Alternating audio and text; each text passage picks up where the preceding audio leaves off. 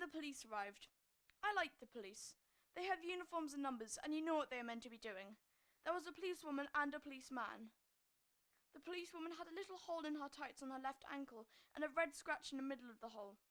The policeman had a big orange leaf stuck to the bottom of his shoe, which was poking out from one side. The policewoman led Mrs. Shears back to the house. I lifted my head off the grass. The policeman squatted down beside me and said, "Would you like to tell me what's going on here, young man?"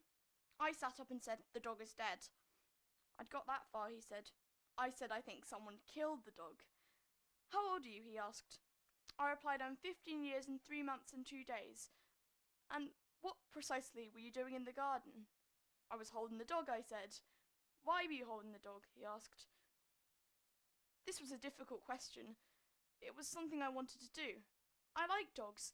It made me sad to see that the dog was dead. I like policemen too, and I wanted to answer the question properly, but the policeman did not give me enough time to work out the correct answer. "Why were you holding the dog?" he asked again. I like dogs," I said. "Did you kill the dog?" he asked. I said I did not kill the dog. "Is this your fault?" he asked. I said no.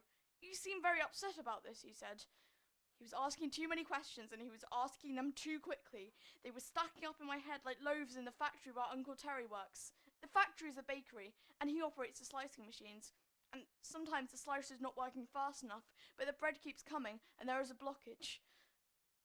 I sometimes think of my mind as a machine, but not always as a bread slicing machine. It makes it easier to explain to other people what's going on inside it.